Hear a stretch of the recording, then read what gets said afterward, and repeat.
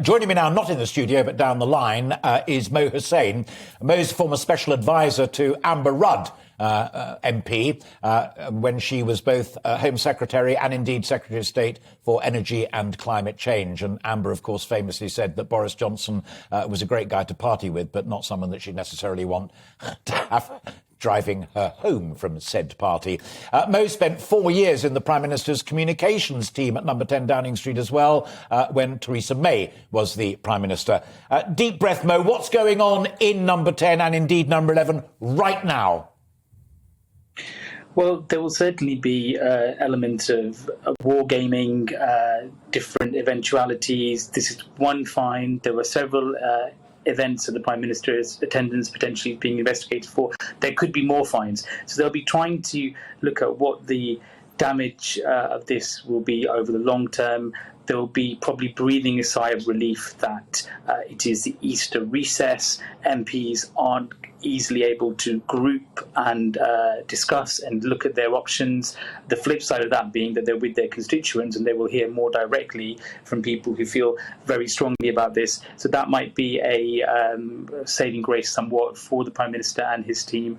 And then they'll be looking at what the Prime Minister is doing just this weekend. These pictures of him walking around Kyiv with President Zelensky and what's happening on the world stage. And they'll be thinking, is that going to be the game changer here in terms of will MPs consider being unhappy about this, but is the Ukraine war the bigger issue, and does that keep the Prime Minister in position a bit longer?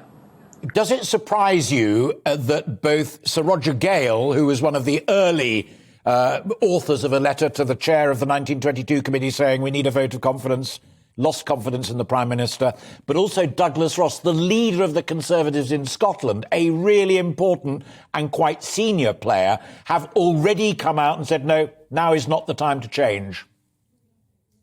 It is a bit surprising because these people were very vocal about how they felt, and they moved very quickly on this. And I'm not sure that this line will hold over the next few days, because the public, yes, of course, feel very strongly about the Russian war in Ukraine, and they want the UK to be leading the way in terms of helping. And I believe that the government has done really well on that. But you can have that view and you can still think that breaking the rules that you yourself have put in place is wrong, and you can have a different view on that. And I think when MPs hear more from their constituents over the coming days, and if there are more revelations, there are more fines, there are more pictures coming out of what happened, then that tide could turn.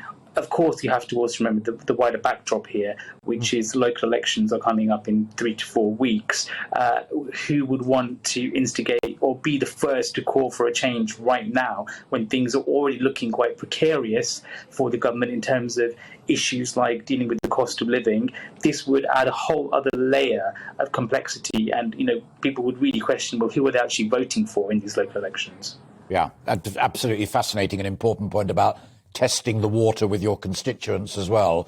That really does matter. And it moved the weather during this crisis on several occasions as things unfolded. Now, I was very honest with folk. You worked for the Tory party at the very top. You worked with Theresa, you worked with Amber and others. But your professional view, if you were whispering in this Prime Minister's ear right now on Angela Rayner saying that his defence is now out of the window, and Sir Ed Davey, the leader of the Liberal Democrats, saying the country cannot be run by a criminal, close quotes. Will they be rubbing their hands and think that Angela and Ed have gone a little bit too far, or have both of them actually touched a nerve? I don't think they will think they've gone too far. This is what you would expect from the opposition, and the opposition have been saying this for quite a while, and they will be looking at the ministerial code, which is quite clear that if you have misled Parliament, and remember, we did hear a lot of, there's nothing to see here, all the rules were followed, there were no parties, which has now led to several investigations and these kinds of sanctions coming from the police. So they have said this for a while. They will continue to say this. The question really is how many Tory MPs, which they're the ones who matter, they're the audience the Prime Minister is trying to get the support of, how many of them say this, and how does this cut through in terms of public opinion? Again, we haven't spoken about Partygate for several months, understandably so, because of the horrific atrocities we're seeing in Ukraine, but this is still a live domestic issue as well, and this is not even the end of it, which is just one find we're hearing about. We've still got to get the full report from both the police and from Great. There could be much more to come on this. Yeah. And when you go back to this drip, this is the thing that annoys MPs the most. Just when you think you know everything, you've answered every question to your constituents, there's something that blindsides you, and that is what erodes goodwill.